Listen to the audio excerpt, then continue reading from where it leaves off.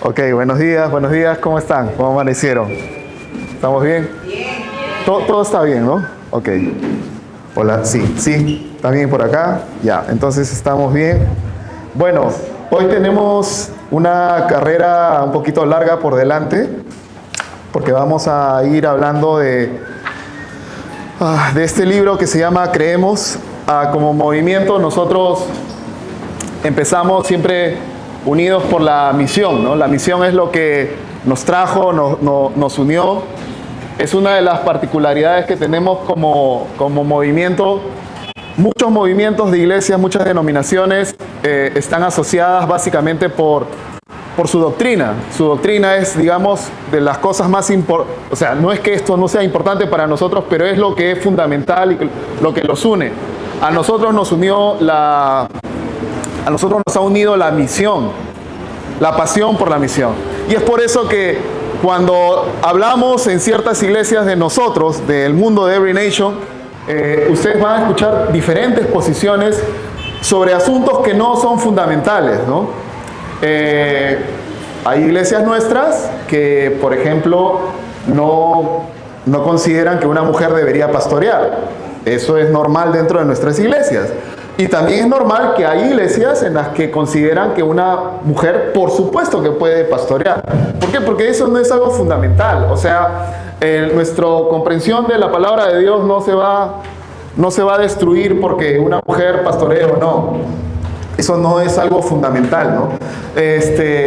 Y hay otros temas así en los que nosotros tenemos bastante rango digamos, de espacio, ¿no? Espacio en el que podemos estar más tirados para la derecha o más tirados para la izquierda, pero dentro de un carril grande, ¿no? Y este carril grande es el que hoy día vamos a ver. Este carril grande es el que tiene que ver con lo que creemos, que nos ayuda a entender las cosas fundamentales, y a partir de eso, como les digo, algunos se pueden inclinar un poquito más hacia un lado, un poquito más hacia el otro, pero no deberíamos salir de ese carril, porque salir de ese carril es peligroso, nos vamos en contra, podemos chocarnos y podemos terminar haciendo lo que, creo yo, Dios no desea. Y hoy vamos a comenzar con la primera doctrina, que me parece que es una bendición que podamos hacerlo, y es la doctrina de Dios. Vamos a tomar unos minutos para hablar y conversar de Dios, pero hay algunas cosas que yo necesito que ustedes tengan en mente cuando hablemos de esta doctrina. Primero, yo sé que suena a que vamos a estudiar a Dios, pero nosotros no podemos estudiar a Dios como tal. No podemos poner a Dios en un microscopio, no podemos ponerlo a Dios en un lugar de observación. No se puede hacer eso. Dios es infinito, nosotros somos finitos.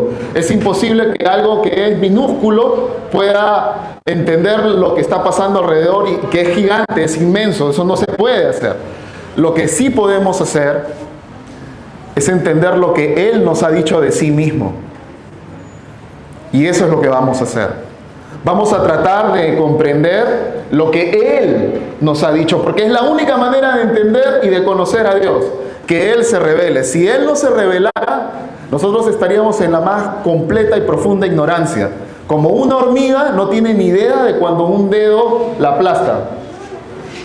O sea, si la hormiga pudiera pensar, no tiene ni idea de qué le ha pasado. Solo ha sentido una presión que la ha destruido, eso es todo. Pero de que es un ser humano, que lo hizo por fastidiar, que lo hizo para que no proliferen más hormigas, no tiene idea del propósito.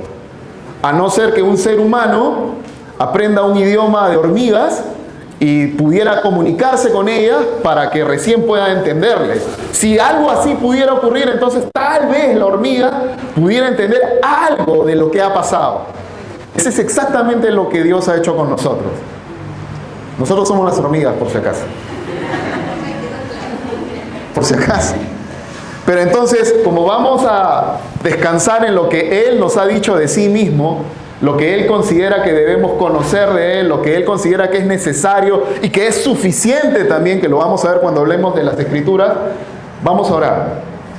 Y vamos a pedirle al Espíritu Santo que nos ayude a poder comprender, que nos ayude a poder conocerlo más. ¿Estamos de acuerdo? Señor, te damos gracias por esta mañana, Padre, y hoy nos acercamos delante de ti como tus hijos. Tu promesa es que Tus hijos van a ser guiados por tu Espíritu y sabemos que tu Espíritu da a conocer a tu Hijo, que tu Espíritu te glorifica y te pedimos ahora que lo hagas, Señor. Que abras las Escrituras, que abras nuestro entendimiento, que nos des la gracia para conocerte, para poder entender aquello que tú ya has revelado para nosotros. Señor, humildemente te pedimos que tú te reveles hoy a nosotros a través de tu palabra y que nos des la gracia, Señor, de poder mirar un poquito más en tu corazón y en tu majestad. Te damos gracias en el nombre de Jesús. Amén y amén. Ok, con eso de introducción, yo voy a pasar de frente a la declaración. De repente por ahí les cuento algún tema histórico, pero quiero pasar de frente a la declaración de fe. Estas declaraciones de fe han sido elaboradas por varios de nuestros pastores. En nuestro mundo de Every Nation tenemos pastores que tienen doctorados específicamente en teología y a propósito que tienen algunas posiciones como las que les mencioné. Algunos creen que debería un sí para, por ejemplo, el tema de las mujeres y otros que no, y juntos han elaborado esto y se han puesto de acuerdo en el carril grande. Así que esta es una de las cosas más sabias y bendecidas que nosotros podemos tener. Pero ¿qué creemos respecto a Dios como movimiento? Creemos en un solo Dios, creador y sustentador de todas las cosas. Él es perfecto e inmutable, completamente amoroso, bueno y santo, ilimitado en conocimiento y poder y presencia. Dios existe eternamente en tres personas, Padre, Hijo y Espíritu Santo. Uno en esencia, con los mismos atributos y perfecciones divinas, y cada persona desempeña funciones distintas, misericordioso en su propósito eterno de redimir a un pueblo para sí mismo. Dios es digno de amor y adoración sincero. Tres cosas que en esta mañana quiero hablar respecto a esta doctrina y que creo que son muy importantes. La primera tiene que ver con un solo Dios. Y yo voy a usar dos palabras para hablar sobre eso. La primera es unicidad y otra que se utiliza, es una palabra que no usamos mucho, otredad. ¿Ok? Otredad es la capacidad de ser otro, de ser distinto, de ser diferente. Y unicidad no es unidad. Unicidad tiene que ver con único. Único, único. O sea, único, único. Ahora, una de las cosas que a veces nosotros nos olvidamos o no logramos entender es que cuando hablamos de unicidad o de otredad de Dios, estamos diciendo que no hay absolutamente nadie que se le pueda comparar. Y yo sé que lo cantamos y lo decimos, pero si tú te pusieras a pensar realmente en lo que estás diciendo, lo que queremos o lo que intentamos decir con eso, es que ni siquiera hay alguien cerca de Dios. Por ejemplo, ¿quién es el opuesto a Dios? El enemigo, Satanás. ¿Quién más? ¿Qué dice? ¿Quién es el opuesto a Dios? El hombre. Ok, no existe opuesto a Dios, pues. Porque Dios pertenece a una categoría totalmente distinta. Es tan diferente, es tan otro, que no se le puede comparar absolutamente con nada. El Satanás, el enemigo, no es el enemigo de Dios, en el sentido de que es un adversario, de que puede hacer algo. No se puede comparar. El poder de Dios es ilimitado. Dios es el único ser no creado. La vida misma nace y parte de Él. No hay otro. Eso es lo que quiere decir cuando decimos que Dios es un solo Dios. No hay absolutamente otro ser que siquiera se pueda parecer. No existe. Porque todo lo que conocemos, todo lo que entendemos, cualquier categoría que está en nuestra cabeza, nace de Él. Él es el ser increado. No es autocreado, es increado. Eso los teólogos lo llaman aseidad, tener vida en sí mismo. Dios tiene vida en sí mismo, Él es vida. No podría no tener vida, porque dejaría de ser Dios, y eso es algo imposible. Por eso es que Dios no tiene opuestos, Dios no tiene rivales, Dios no tiene... O sea, cuando nosotros comparamos a Dios, por ejemplo, con un padre, vamos a hablar un poco de eso. Y lo interesante es que pensamos en nuestro Padre y luego miramos a Dios. La paternidad no es un concepto que nace de la biología, del desarrollo social, de cómo nos hemos reunido como seres humanos. Parte de Él. Él es el Padre y Él informa a la humanidad lo que significa ser padre. La idea de la paternidad nace de Él, no de nosotros. No es que simplemente para preservar nuestra especie, un grupo específico se especializó en procrear al poner la semilla dentro de la parte femenina. No, eso es un reflejo de Él. Entonces, cuando hablemos de Dios, tenemos que hablar específicamente de Él. Uno de los pasajes que creo yo es fundamental para esto es Deuteronomio 6:4, ¿no? Oye Israel, el Señor tu Dios uno es. Cuando el Señor le enseña esto, que la gente le llama el Shema, porque dice, Shema es oye Israel, oye, es el llamado a oír. Esta declaración de Dios muestra la unicidad de Dios, la otredad de Dios. Solo hay un Dios. Y no está hablando de que, los cristianos solo tenemos un Dios. No, en general no hay otro Dios.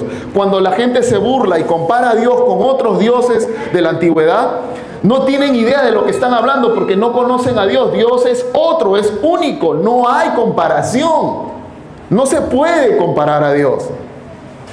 Por otro lado, Isaías 45:5 declara claramente que yo, el Señor, soy el único Dios y no hay otro Dios aparte de mí. Dios no está siendo poético, Él está haciendo una afirmación. No hay otro Dios aparte de mí. No hay un Dios malvado, no hay un Dios que sea rival, no existe. O sea, el único que merece ser llamado Dios, el único que merece esa categoría de Dios, es nuestro Dios, Yahvé, Jehová, el Señor. Es el único, no hay otro. Y Él mismo lo declara en Isaías 45:5. Solamente Él es Dios. Ahora, como les digo, eso significa entonces que nuestro Dios no tiene rival, es único, es otro, es totalmente distinto a todo lo que nosotros vemos. Y eso tiene otra implicancia, porque cuando nosotros vemos aquí en la declaración de fe, dice que Él es completamente, y yo he puesto a propósito en rojo grande, completamente amoroso, bueno y santo. Ok. El completamente es bien importante también y tiene otra palabrita parecida a la primera. Unidad o simplicidad de Dios.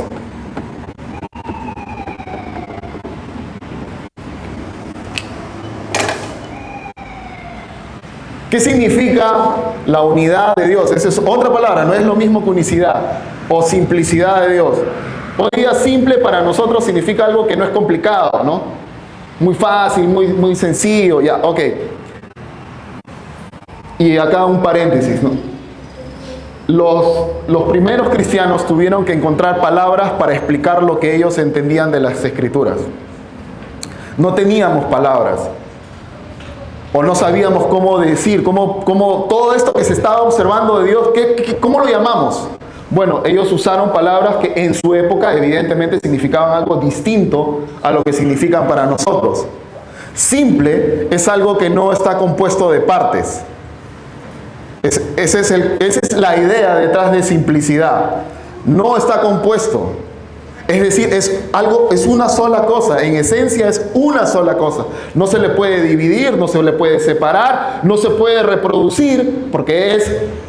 Y si sumamos al anterior, es único. Es tan único que si Dios pudiera reproducirse, doblarse, entonces ya no estaríamos hablando de un solo Dios, estaríamos hablando de dos dioses, estaríamos hablando del politeísmo. Y todo eso nos está preparando, está calentando nuestro cerebro para poder llegar a entender un poquito de la Trinidad. Porque si se dan cuenta, si Él es único y Él no está dividido, entonces, ¿qué son esas tres personas, no? ¿Han partido la esencia de Dios en tres? Un poquito para el Padre, un poquito para el Hijo y un poquito para el Espíritu Santo. ¿Qué son? Bueno, ahorita voy a tratar de explicarles. Pero la unidad, quiero que prestemos atención a la unidad o la simplicidad. Él no está compuesto. ¿Qué significa eso? Que por ejemplo en Dios no hay accidentes. Y de nuevo, accidente es una palabra que se utilizaba de una manera distinta cuando los primeros teólogos armaron todo esto, ¿ya? O sea, un accidente es algo que le pasa a un ser, no solamente que te golpean o algo. Por ejemplo, es accidental que yo esté aquí hoy día, o es contingente, o sea, yo pude estar o pude no estar, ¿verdad? Yo soy papá, eso es accidental. No en el sentido que ustedes están pensando, ¿cómo va a decir eso, pastor? Si usted a propósito, usted amado, o qué le hizo a la pastora. No. No la agarré dormida, no la agarré distraída, no estoy hablando de eso. Es accidental en el sentido de que si eso no hubiese sucedido y yo jamás hubiese tenido un hijo, yo seguiría siendo Luis Azañero. Eso no me añade nada, no me quita nada, ¿verdad? Y de la razón por la que esto es accidental, o la razón por la que yo quiero que entiendan eso, es porque en Dios no hay accidentes. Dios no tiene potencia. O sea, los seres humanos podemos llegar a ser ancianos, podemos llegar a aprender, podemos llegar a ser padres, podemos llegar a ser buenos, podemos llegar a ser malos, podemos llegar a ser ricos. Se dan cuenta que hay una potencialidad en el ser humano, puedes llegar a ser mucho, ¿no? Yo veo a mi campeón, hoy día me ha contado que ha hecho en esta semana 2000 goles. El hijo del pastor Omar ha hecho 2000 goles. Él va a ser el próximo Messi, pero peruano, el firme va a ser. ¿Ok? Eso es un potencial, eso es algo que puede llegar a ser. Dios nunca va a llegar a ser nada, Él ya es. Dios no va a llegar a aprender más, Dios no va a llegar a amar más, que eso es una cosa curiosa. Cuando nosotros pensamos en el amor de Dios, no sé, a veces pensamos y nos ponemos románticos y decimos, ay Señor, quisiera que de repente, no sé si les ha pasado, ¿no? Pero quisiera que me ames más. Dios no te puede amar más porque la manera en que Él ama es la manera más perfecta de amor que existe. O sea, es imposible que Él te pueda amar más. Ahora, escúchame, pero yo quisiera que me ame más. No, es que no entiendes. La forma en que Él te ama es totalmente perfecta. No hay más amor que eso. No hay más. O sea, como te ama Dios es de una manera tal que no hay ningún tipo de amor que se acerque al amor que Dios tiene para ti. ¿Por qué? Porque Dios no está Dios no tiene amor. Él es amor. Yo sé que repetimos eso, pero eso significa que el amor no es accidental en Dios. El amor no es algo que nace de Dios. El amor es Dios, es parte de su ser, de su esencia. Es lo que es. Él no llega a tener amor. Él no desarrolla amor por alguien. Él no puede no amar. Y cuando vemos los atributos de Dios, los atributos de Dios no son una suma de lo que Él es.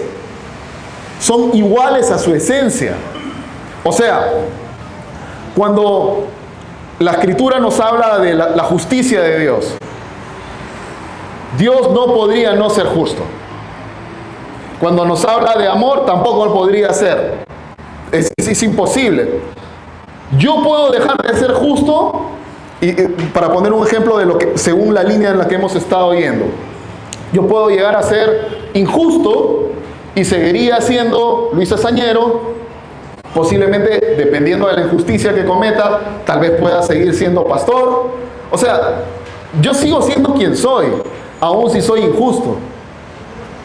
Si hubiera una forma en que Dios no fuera justo, ya no sería Dios. Y Dios no puede no ser. O sea, ese es lo más loco. Él no puede no ser. Él es. Por eso es que cuando ustedes ven en el Antiguo Testamento y Moisés le dice al Señor, ok, ¿quién eres tú? ¿Qué les voy a decir? Diles que yo soy. Y no estoy hablando del programa que dan en Canal 2. O sea, es yo soy. Yo soy. Él es. Él es. Eso significa que Él simplemente es. Toda la vida, la existencia está en Él. Él no puede no ser. Eso es lo que Dios nos está mostrando. Entonces, cuando pensemos en los atributos de Dios, no pensemos en algo que Dios tiene. Es lo que Él es. Él no tiene justicia, Él no tiene bondad, Él es bondad. Y toda la bondad que nosotros percibimos, que conocemos, es un derivado de la bondad de Él. Porque Él ha permeado toda la creación con destellos. Y cuando veamos la tercera clase, que es la creación, vamos a entender que cuando Él crea este mundo, el mundo no podía ser malo, pues ¿cómo va a ser malo si Él es bueno? Entonces cuando Él va creando el universo, el cosmos y todo lo que hay, ¿qué dice cada vez que crea algo? Y vio Dios y dijo que era muy bueno. Pero por supuesto, ¿qué puede salir de alguien que solo es bueno? Bondad, pues no puede salir otra cosa, ¿no? Ya, ese es nuestro Dios. Él es único, Él es simple en el sentido de que no está compuesto por partes, como ya les leí el pasaje de Éxodo 3:14, yo soy el que soy, Dios no puede dejar de existir. Por otro lado, primera de Juan 4:8 nos dice que Dios es amor, y así fue como los primeros cristianos iban entendiendo, ¿no? Oye, mira, esto afirma Dios acerca de sí mismo. Y como logramos entender la unidad de Dios. Pero ahora viene lo interesante. Esto que está afirmado en toda la Escritura, desde el Antiguo Testamento, que Él es único. Único, ¿ah? Ojo, recuerden que único de unicidad es distinto a solo ser uno. O sea, no hay dos dioses, no hay tres dioses, no hay otro. Realmente no existe otro Dios aparte de Él. Este Dios que es único, que no está hecho de partes, que no lo puedes dividir, que es indivisible y reproducible, porque si se pudiera reproducir, entonces ya no sería único, ¿verdad? Ok, con todo esto ahora nos fregaron, porque nos dicen que este Dios existe eternamente en tres personas. ¿Cómo es eso, pues? Si me estás diciendo que es único, que es simple, que no está compuesto de partes, entonces Padre, Hijo y Espíritu Santo no son parte de Dios. No son partes de Dios, de la divinidad. Es Dios mismo.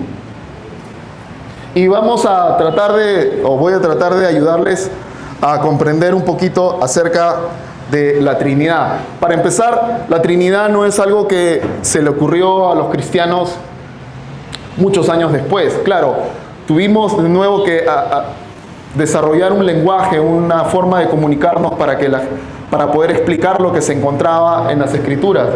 Pero testimonios importantes históricamente tenemos nosotros de que ya los primeros cristianos, incluso los discípulos, ya consideraban, aunque tal vez no lo decían, que existía una Trinidad. Cuando el Señor Jesús resucita, y en una de las últimas ocasiones en las que está con sus discípulos, Santiago, o mejor dicho, el que duda, ¿cómo se llama el que duda? Tomás, dice que si él no pone su dedo, no va a creer y todo lo demás. Bueno, el Señor le dice, mira, acá está, agarra, compadre, y no seas incrédulo, ¿no? Y él le dice, Señor, mi Dios. ¿Cómo un hombre que ha crecido toda su vida en una cultura monoteísta, que una de las primeras cosas que ha memorizado es el Señor, nuestro Dios, uno es Deuteronomio 6:4, que sabe que sería una blasfemia, que podrían agarrarlo a pedradas y asesinarlo en medio de la calle por decir que hay más de un Dios? ¿Cómo alguien así le dice a un ser humano, mi Señor, mi Dios? Y lo peor, que este ser humano no lo corrige, porque Jesús no lo corrige. No le dice que está mal que le haya dicho mi Señor, mi Dios. Los primeros cristianos adoraban al Señor Jesús, adoraban al Espíritu Santo como cuando adoras al propio Señor, Dios del universo, al Padre. Entonces, ese testimonio de adoración que nosotros tenemos históricamente, que es muy cercano, o sea, siempre estuvo prácticamente en el desarrollo del cristianismo, fue una de las primeras cosas que nos dieron indicios de que ahora este Señor Jesús que nosotros adoramos y servimos, parece que, bueno, no parece, sino que no es solo un ser humano, sino que es Dios. Y ahí voy a ir con mi primer triangulito, ¿ya? Vamos a hacer 2 triángulos hoy día para esto. El primero es este, ¿ya? Acá está el Padre, acá está el Hijo,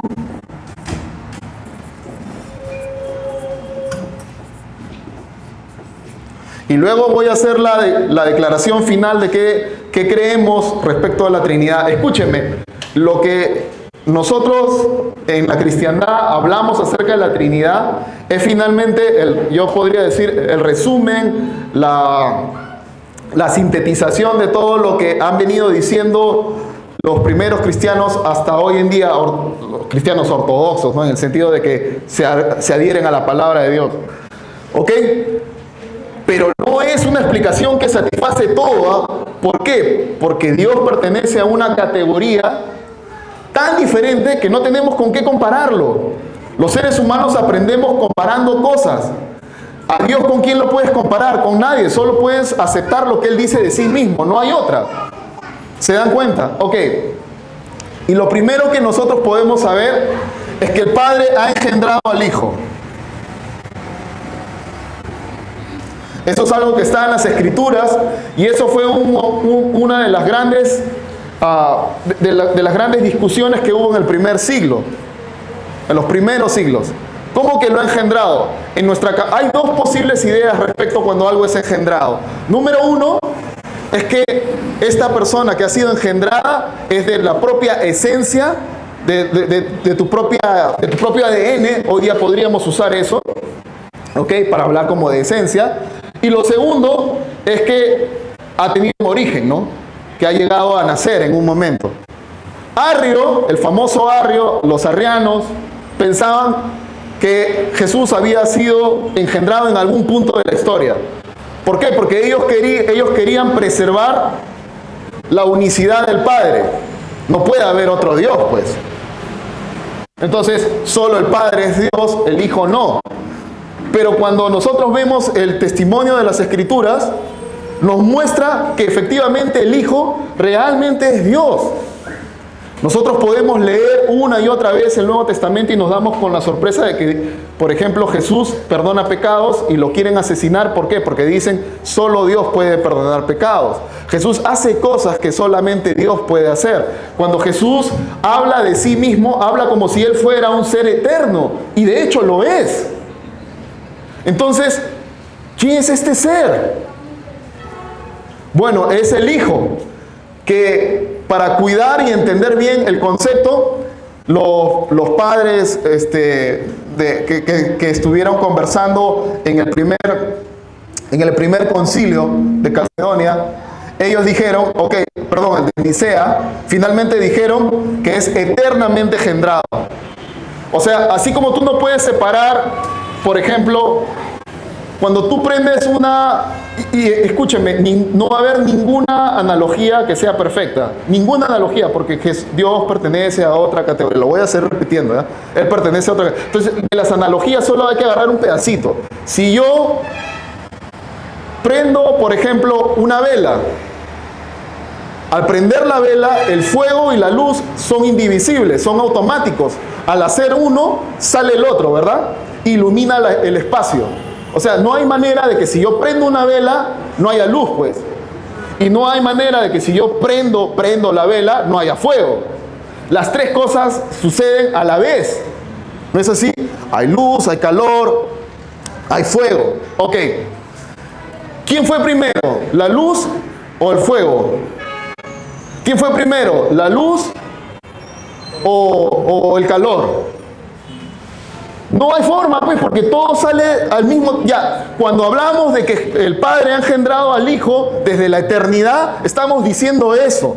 ¿Se acuerdan que yo les dije que en Dios no hay accidentes? Y hablé de mi paternidad como un accidente. Ya entienden que no estoy hablando de que se me chispoteó, ¿ok? No hay un momento en la eternidad en que el Padre no haya sido el Padre.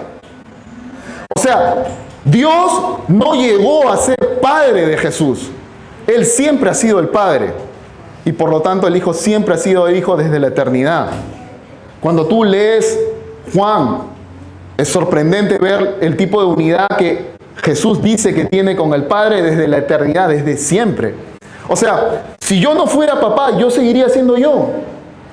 Pero si Dios no fuera Padre, Él no sería Dios. O sea, esta única esencia que llamamos Dios,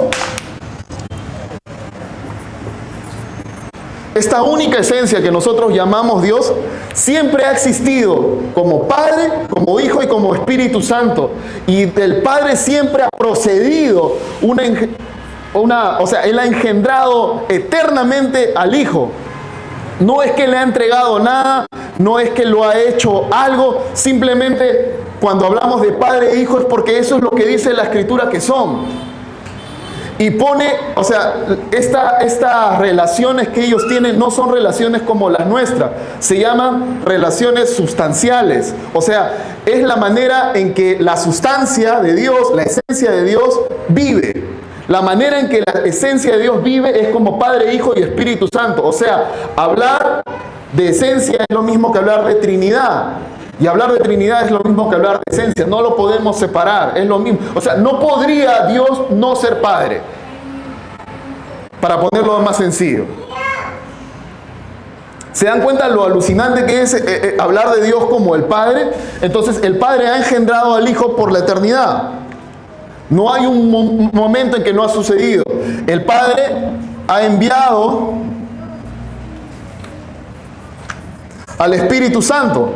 Esa es la otra cosa, ¿no? Estos se llaman procesiones. No la del octubre, sino de cómo proceden las personas de la Trinidad, ¿no? Bueno, proceden del Padre. El Padre engendra al Hijo, el Padre envía al Espíritu Santo. Y aquí hay una cosa que sí es una discusión. El lado occidental cree, yo creo, que el Hijo también ha enviado al Espíritu Santo. Cuando nosotros leemos Juan, el Espíritu Santo dice, sí, el Espíritu que mi Padre enviará. Pero después dice, porque mi Padre y yo enviaremos al Consolador. Habla de Él también enviando al Espíritu. Entonces, eso es lo que ocurre. Por lo tanto, la relación que tiene el Hijo con el Padre es una relación de filiación. Él es Hijo, siempre va a ser Hijo, no hay otra cosa que sea. Y eso también determina por qué fue Él, dentro de toda la Trinidad, quien vino a rescatarnos.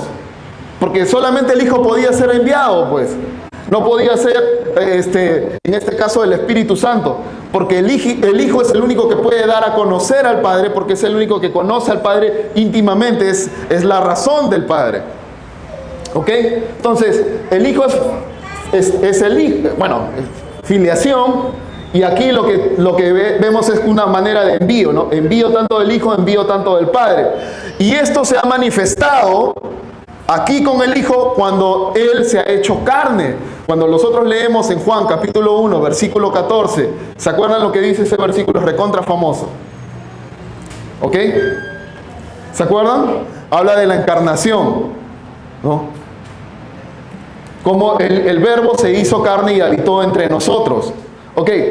Allí nosotros en la encarnación estamos viendo que ahora la Trinidad se ha hecho evidente a través del Hijo. Podemos saber quién es el Padre mirando al Hijo. Y eso es claro, pues, porque si el Hijo fuera distinto al Padre, entonces no sería Dios, pues. Porque solo hay un Dios. Cuando Felipe le dice en Juan capítulo 14 a Jesús, todo está bonito, tus milagros y todo lo que hiciste, pero una cosita más y yo te creo. ¿Qué le pregunta? ¿Qué le pide? Muéstranos al Padre, pues. ¿Y qué le dice Jesús? Oye, tanto tiempo estoy contigo y no te das cuenta. Si me has visto a mí, has visto al Padre. El apóstol Pablo en Colosenses capítulo 2 desarrolla más la idea y dice que en Cristo habita la plenitud de Dios. O sea, no una parte, la plenitud. Dios mismo es nuestro Señor Jesús. O sea, el Señor Jesús es Dios. De nuevo, esto es algo que lo podemos encontrar en las Escrituras. Y esto se ha materializado en un evento, cuando Él se ha hecho carne, ¿no?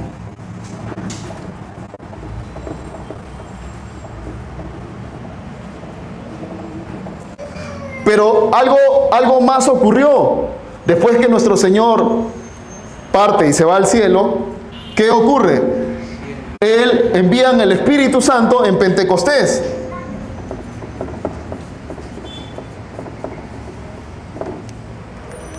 Ok, ¿y qué ocurre en Pentecostés? Ocurre, como a veces solemos decir en nuestro lenguaje, la llegada del Espíritu Santo. Bueno, no es que el Espíritu Santo no estaba a la vuelta de la esquina, estaba esperando que salga Jesús ya para entrar yo. O sea, siempre ha estado. Recuerden, Él es Dios, Él cubre todo, Él no tiene un lugar, Él no habita un espacio. Él es Dios, pues. Es Dios mismo. Pero Él empieza a actuar en la historia. Entonces nosotros hemos visto cómo el Hijo ha actuado en la historia, hemos visto cómo el Espíritu ha actuado en la historia, y eso es lo que ha llevado a los primeros cristianos a entender, oye, entonces el Hijo y el Espíritu son Dios. Cuando en Hechos capítulo 5, cuando Ananías y Zafira deciden engañar y quedarse con la plata de lo que habían vendido, cuando van a hablar con Pedro, Pedro le dice, oye, ¿por qué han dejado que el diablo les tiente el corazón? Y ahora están tentando al Espíritu Santo. ¿Por qué quieren engañar a Dios? Es lo que él luego dice. Espíritu Santo, Dios. Es lo mismo.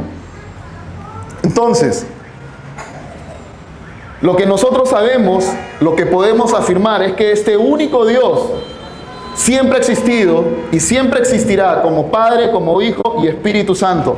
¿Cómo lo ponemos para que podamos explicarlo, entenderlo? Bueno, ahí viene el último triángulo y con ese ya acabamos.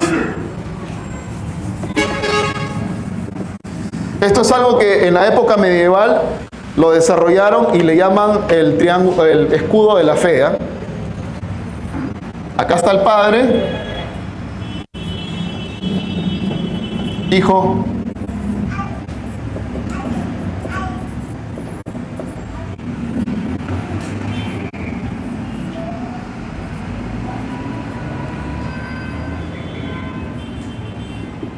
ok, ¿qué es esto? Con este triángulo ellos buscaban explicar a la gente la Trinidad. El Padre no es el Hijo. El Hijo no es el Espíritu. O sea, no son tres maneras en que Dios se manifiesta. Eso no es. O sea, no es que Dios a veces es el Espíritu Santo. Dios a veces es el Padre. No, siempre han sido. Tampoco el Padre es el Espíritu Santo. Cada uno tiene una personalidad. Las Escrituras nos hablan de ello. Pero en su esencia, en lo que realmente son Dios. Entonces, el Padre es Dios. El Hijo es Dios. El Espíritu Santo es Dios. Entonces, ¿cómo termina la historia de la Trinidad? ¿Cómo podemos explicar la Trinidad? ¿O cómo podemos siquiera tratar de decir qué es? Bueno, la Trinidad está aquí, básicamente. Dios existe eternamente en tres personas. Padre, Hijo y Espíritu Santo. Uno en esencia. O sea, la divinidad, lo que nosotros llamamos Dios, es solamente uno. Y es en ese uno, están compenetrados Padre, Hijo y Espíritu Santo de tal manera que no son divisibles. Pero a la vez podemos identificar a cada uno de ellos, porque el testimonio de las Escrituras nos muestra que siempre existió el Padre y que es distinto al Hijo y que el Hijo es distinto al Espíritu Santo. ¿Quieres ver un ejemplo más de eso? Bueno, abramos nuestras Biblias en Lucas capítulo 4 y veamos el bautizo de Jesús. Cuando Jesús llega, entonces vemos cómo el Hijo es bautizado, el Espíritu Santo aparece como una paloma y finalmente el Padre habla desde el cielo diciéndonos, este es mi Hijo amado en quien yo tengo complacencia. ¿Qué es la Trinidad? Dios existe eternamente como Padre, Hijo y Espíritu Santo. Los tres son plenamente Dios, ¿ok? Los tres son plenamente Dios y solamente hay un Dios. Eso es todo. Esa es la Trinidad. Ya.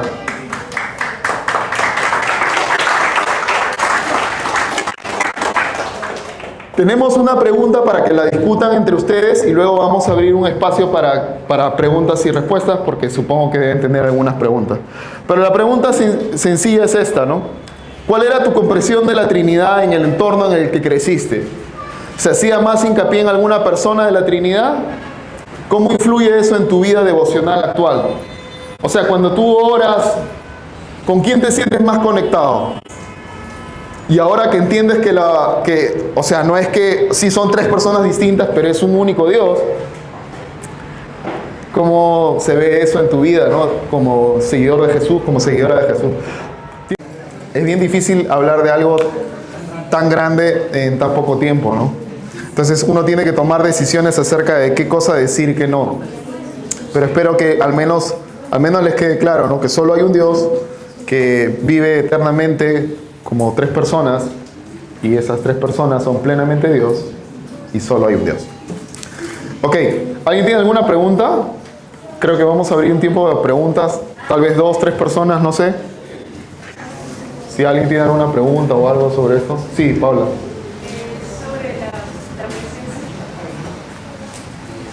Sobre la presencia del Espíritu Santo, porque antes de, o sea, cuando Jesús asciende, ¿no? Dice, va a venir el Espíritu Santo, pero tenía entendido que antes de eso, el Espíritu Santo como que actuaba en determinados tiempos, en determinadas personas para hacer determinadas cosas, actividades, ¿no? Entonces, o sea, mi pregunta es, pero cuando mencionó Pastor antes de que el Espíritu Santo siempre ha estado, o sea, eso es lo que yo quisiera entender, ¿siempre ha estado o se ha manifestado en algunos momentos? Eso es mi opinión. Ok. ¿Cuántos de ustedes han visto esas películas de Guardianes de la Galaxia? ¿Les gustan esas películas? En una de esas, no sé si se acuerdan cuando hay un momento, no sé si es Guardianes de la Galaxia, pero en una de esas hay una en la que el Star-Lord está hablando con su chica, la que está verde, la más tóxica. Ese es un nivel de toxicidad enorme, verde, pues la flaca, imagínate. Y él está hablando con ella y están así como medio cariñosos, y en eso escuchan un... Y estaba Drac, ¿no? El que es asesino, ¿no? Estaba ahí detrás, ¿no? Y él dijo, nos notaron, pero yo ya estaba aquí ya. Y él dice que había desarrollado una capacidad para ser invisible estando en el lugar, ¿no? Y claro, y da risa y todo lo demás. Entonces, alguien puede estar, pero puede estar sin manifestarse.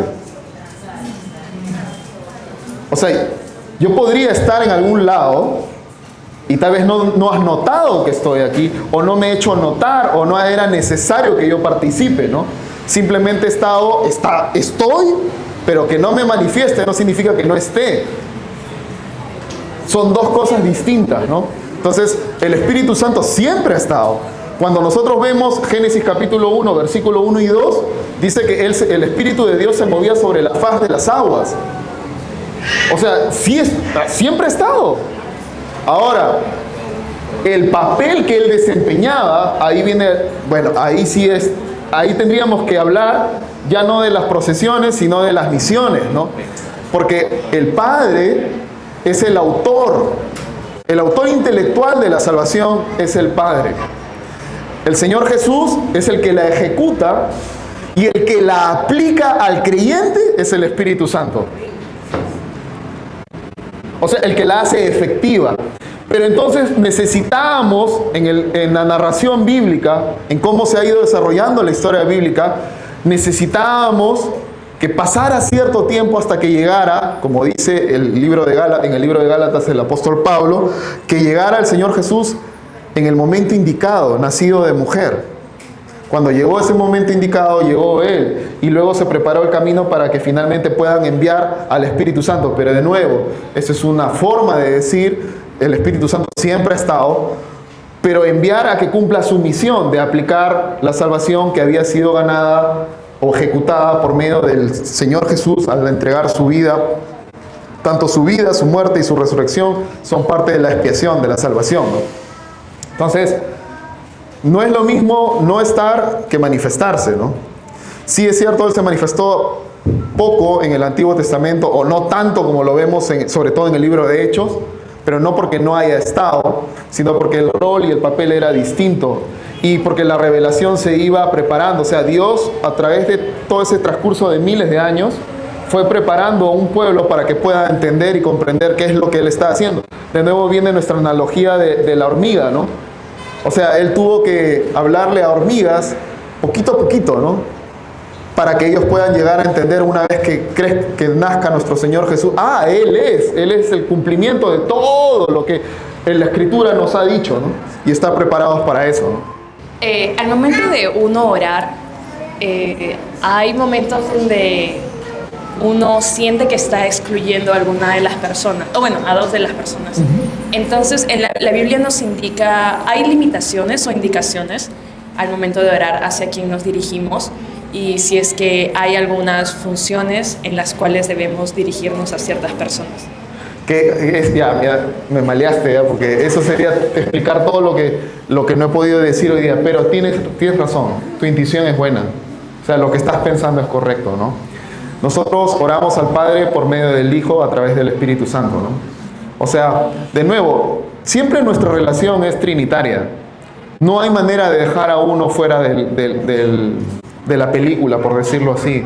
Esa es la razón por la que sin problema alguno el Señor Jesús nos puede decir que Él nos va a llevar al Padre, por ejemplo, ¿no? Y Él dice al final que cuando termine toda la historia, Él va a entregar todo al Padre, ¿no? Como siempre ha sido. O sea, no hay una rivalidad, no hay una manera en que ellos puedan sentir que uno está dejado de lado. Eso lo percibimos nosotros, pero en la Trinidad no ocurre eso. Porque aquí viene otra cosa que tampoco no lo dije, porque eso sería hablar de algo muy extenso. Los tres solo tienen una mente y una voluntad. O sea, la voluntad del Padre, la voluntad del Hijo y la voluntad del Espíritu Santo es una. Ojo, no es que se han puesto de acuerdo tampoco. Es una, literal, es una. Ellos están tan compenetrados uno con el otro que son indivisibles. O sea, lo que están pensando es lo mismo porque no pueden pensar distinto. O sea, yo sé que estoy yendo por la vía negativa porque es la única manera de hablar de cosas que están más allá de nosotros, ¿no? Entonces, no podrían pensar distinto. Entonces, eso es una cosa. Entonces, sí hay una orientación en las Escrituras a dirigir nuestras oraciones al Padre, principalmente. Pero nosotros vemos también que hay circunstancias en que la gente, por ejemplo, habla al propio Espíritu Santo o habla invocando al Señor Jesús. O sea, sí, nuestras oraciones principalmente van hacia el Padre por medio de nuestro Señor Jesús a través del Espíritu Santo. Ok, eso es así. Y cada uno de ellos tiene una función distinta, por supuesto. O sea, si yo estuviera orando por las misiones, y de nuevo, ¿no? Hay que tomarlo con pinza, ¿no? Nosotros tratamos siempre de hacer divisiones, pero Dios no tiene división. Ahí está la complicación, ¿no? Entonces, ¿quién es el que nos acompaña y va con nosotros en la misión? Claro, el Espíritu Santo. ¿Pero qué? ¿Acaso la misión también no es del Hijo? ¿Acaso la misión tampoco no es del Padre? Pero sí sabemos que de alguna manera Dios ha enviado a su Espíritu Santo para que nos ayude a nosotros, aplícala, hace real la salvación y hace real la misión, nos da el poder para cumplir con la misión. Entonces, si estuviera orando por la misión, yo le diría, Padre, por favor ayúdame para que tu Espíritu Santo me dé la gracia. Es que pero de verdad, al principio es un poquito raro, porque yo lo experimenté, ¿no? Pero después ya te acostumbras, ¿no? Como, por ejemplo, si voy a predicar a un grupo de jóvenes en la universidad, ¿no? Padre, yo te pido, por favor, que les des la gracia y que por medio de tu Santo Espíritu, tu Espíritu Santo, abra su entendimiento para que ellos puedan comprender, porque soy el único que puede convencer de juicio, justicia y pecado es el Espíritu Santo. Entonces, le pido al Padre que le diga, y le pido al Espíritu Santo que haga esa parte que hace Él, ¿no? Bueno, entonces, sí creo yo que, o sea, tu intuición es muy buena.